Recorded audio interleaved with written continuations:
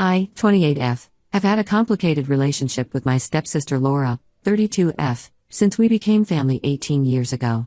My mom passed away from cancer when I was 8, and my dad married Laura's mom when I was 10. Laura was 14 at that time and made it clear from day one that she wasn't happy about having a new sister. Growing up, Laura always treated me like I was beneath her.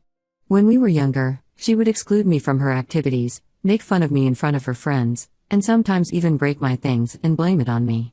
My dad never saw this side of her because she acted perfectly sweet whenever adults were around. He was so focused on making his new marriage work that he always took Laura's side in any conflict, probably to show his new wife that he cared about her daughter too. Laura's mom, my stepmom Susan, wasn't much help either. She would just tell us to work things out ourselves. I think she felt guilty about moving on after Laura's dad abandoned them, so she let Laura get away with everything. The dynamic was always the same. Laura would do something mean, I would complain, Dad would say I was being oversensitive, and Susan would stay quiet.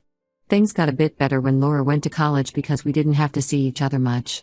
She met Martin, 35M, in her senior year, and they got married right after graduation. Martin comes from a wealthy family and works as a sales executive at a big company. He always seemed nice enough but very disconnected from family stuff. Laura got a job as an HR manager at a tech company, and they had 2 kids, Jake, 6M, and Emma, 4F. I live alone in an apartment about 15 minutes away from them. I work as a freelance graphic designer, which means I work from home but have lots of client meetings and strict deadlines. The problem started about 8 months ago when Laura suddenly started asking me to watch her kids. At first, it wasn't too bad. She would call a few days in advance asking if I could watch them when both she and Martin had late meetings. I agreed because I genuinely love my niece and nephew. Jake is a smart kid who loves drawing with me, and Emma is the sweetest little girl who always gives me hugs. Plus, I figured helping out once or twice a month wasn't a big deal. But then Laura started taking advantage. The requests became more frequent, and the notice got shorter. She would call me an hour before dropping them off, sometimes not even calling, just showing up at my door. If I said I had work, she would say things like, "You work from home, you can be flexible, or it's just for a few hours." She never seemed to understand that working from home doesn't mean I'm available 24/7. 3 months ago, I had to cancel a video call with my biggest client because Laura dropped the kids off 10 minutes before the meeting. When I told her later that she can't do this, she just laughed and said, "Oh come on, you can always reschedule work stuff. We're family." The frequency kept increasing until it became 3 to 4 times a week. She would claim she had urgent meetings, but then I'd see her Instagram stories showing her at lunch with friends or getting spot treatments. When I confronted her about this, she got defensive and said she deserves me time and I should be grateful she trusts me with her kids. I tried talking to Martin about it, but he was useless. He just shrugged and said that's just how Laura is and you should be happy to spend time with your niece and nephew. He never offered to help with childcare himself or hire a babysitter, even though they could easily afford it. Dad was even worse. When I went to him for help, he gave me a lecture about how families should support each other. He said I was being selfish because I don't have kids, so I don't understand how hard it is to be a working mother. He completely ignored the fact that I was losing work and clients because of Laura's constant impositions. The final straw came last month. I had a huge presentation for a potential client that could have doubled my income. I had told Laura about it weeks in advance and specifically said I couldn't watch the kids that day. The morning of the presentation, she called saying she had an emergency meeting and needed me to take the kids. I refused, reminding her about my presentation. She showed up anyway, literally left the kids outside my apartment door, and drove off before I could stop her. Jake was crying because he had forgotten his favorite toy and Emma needed breakfast. I couldn't leave 2 small kids alone, so I had to cancel my presentation. I lost the client and a lot of money. When I confronted Laura later, she just rolled her eyes and said it's just work, you can always get another client. Family comes first. She didn't even apologize. When I told her I wouldn't babysit anymore unless it was a real emergency, she threw a massive fit. She called me selfish and ungrateful, saying I owed her because she accepted me as her sister when our parents got married, which is a joke because she never treated me like a sister. Now Laura has been telling everyone in the family that I'm refusing to help her even though she's struggling to balance work and family. She's painting me as the bad guy who doesn't care about family. Some relatives have been calling and messaging me, saying I should be more understanding and help out my sister. They don't know how she takes advantage of me, ruins my work, and never even shows any gratitude. I feel like I'm going crazy. These are their kids, not mine. I love Jake and Emma, but I can't keep putting my life and career on hold whenever Laura feels like dumping them on me. But everyone makes me feel like I'm wrong for setting boundaries. Ida for refusing to be her free babysitter? Update 1. After my last post, things took a wild turn. A few days later, I met my friend Sarah for coffee. Sarah works in the same company as Laura, and she mentioned something that caught my attention. She said Laura often takes these really long lunch breaks with a guy named Tom from the marketing department. According to Sarah, they always go to this cafe that's like a 30-minute drive from the office, even though there are plenty of good places nearby. Sarah thought it was weird but didn't want to start any gossip. This made me think about all those urgent meetings Laura had when she left her kids with me. I started going through my text messages with her and noticed a pattern. She would usually drop off the kids around lunchtime or late afternoon, claiming she had important meetings. But the timing never made sense for actual work meetings. Our family uses this tracking app that Dad made us all install after Mom died because he was paranoid about losing anyone else.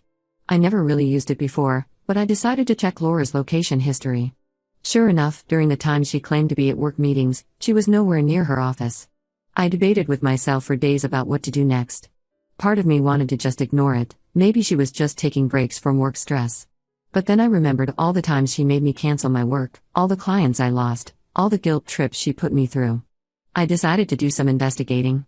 Last Tuesday, when she dropped off the kids saying she had an emergency budget meeting, I followed her. Instead of going to her office, she drove to this fancy apartment complex about 30 minutes away. She went inside and didn't come out for 3 hours. I took photos and videos from my car. This happened 3 more times that week, always the same apartment complex, always for several hours. But here's where it gets even crazier. While I was gathering evidence about Laura, I accidentally discovered something about Martin too. Remember how unbothered he was about Laura constantly dumping the kids on me?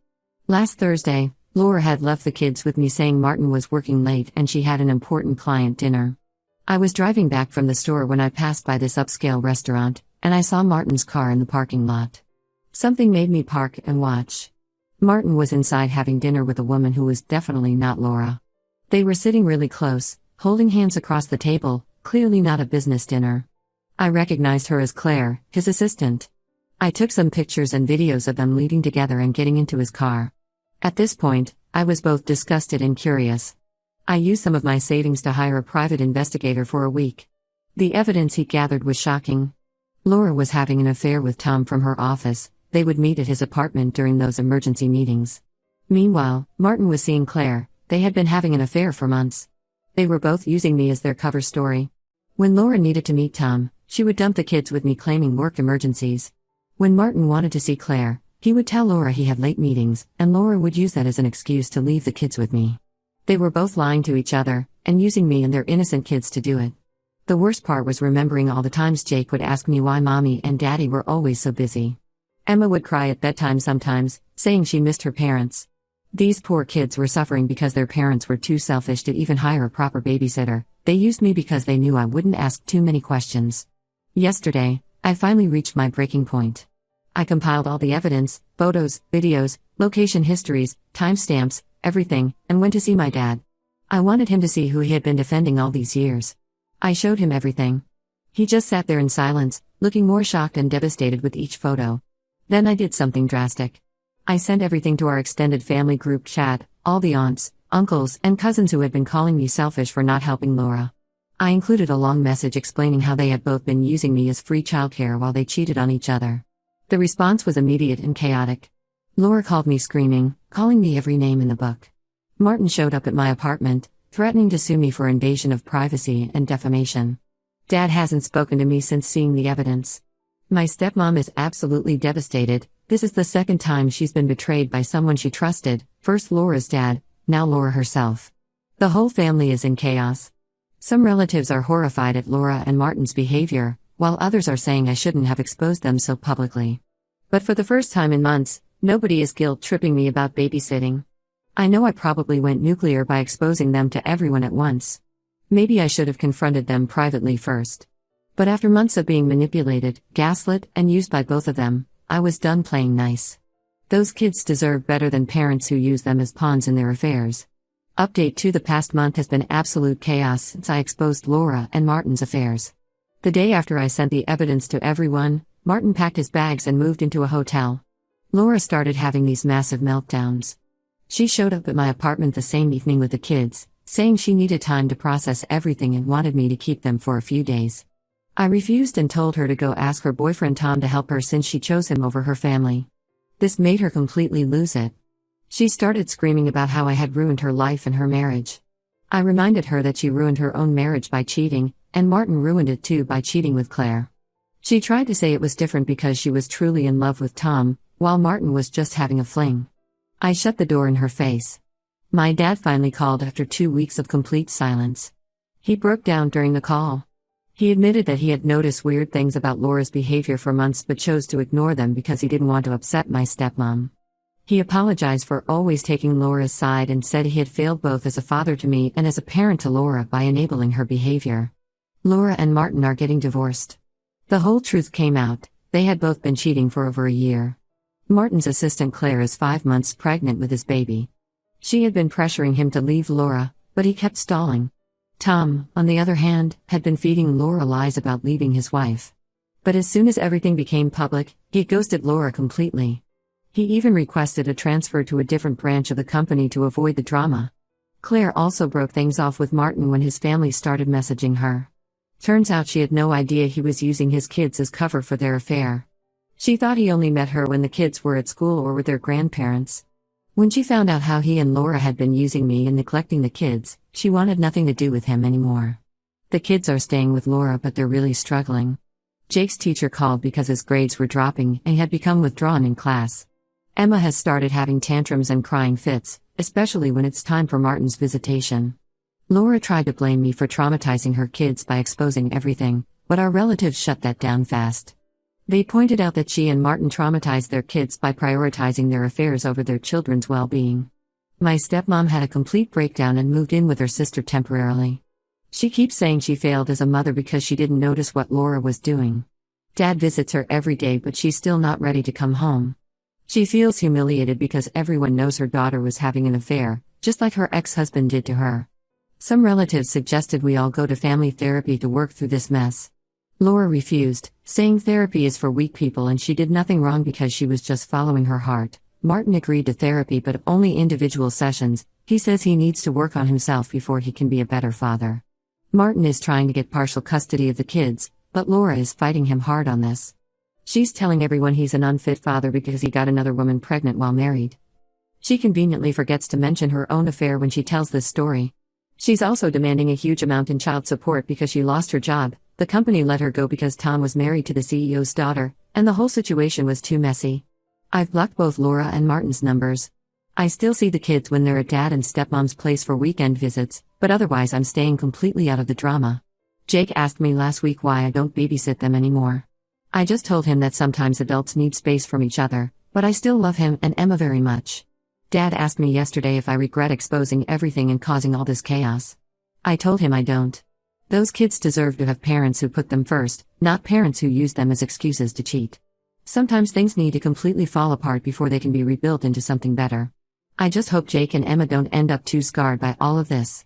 Update 3: A lot has happened since my last update, so I thought I'd share one final post. The divorce between Laura and Martin was finalized last week. He got weekend visitation rights for the kids and has to pay significant child support. Claire had his baby, a boy, last month, but they're not together anymore. She moved to another state to be closer to her family after Martin kept trying to get back together with her. Laura lost her job at the tech company. The official reason was restructuring, but everyone knows it was because of her affair with Tom. He was married to the CEO's daughter, and when everything came out, the company decided to let Laura go to avoid drama. She tried to sue them for wrongful termination but dropped it when they threatened to countersue for creating a hostile work environment. Laura had to sell their house because she couldn't afford the mortgage anymore. She's living with my stepmom now, who moved back home last month. Laura tried to blame me for ruining her career and making her lose her house, but even Dad shut that down. He told her she ruined her own life with her choices. The kids are seeing a child therapist twice a week, which seems to be helping. Jake's grades have improved, and he started playing soccer again. Emma still has some separation anxiety, but she's not having daily meltdowns anymore. I see them whenever they're at Dad's place, and we do fun activities together like painting or baking. Laura tried asking me to babysit again last month. She said she had important job interviews and couldn't afford a sitter. I refused. She started crying about how hard her life is now and how she needs her sister's support. I reminded her that she never treated me like a sister until she needed something from me. She got angry and said I was being petty by holding on to the past. My dad and stepmom are in couples counseling. Stepmom is working through her feelings about Laura's behavior and how it triggered her trauma from her first marriage. Dad has really stepped up. He stopped trying to keep the peace at my expense and actually calls Laura out when she tries to manipulate situations. Yesterday, Laura sent me this long message about how much she misses the relationship we had as kids, which is funny because we never had a good relationship. She said she's changed and realized her mistakes.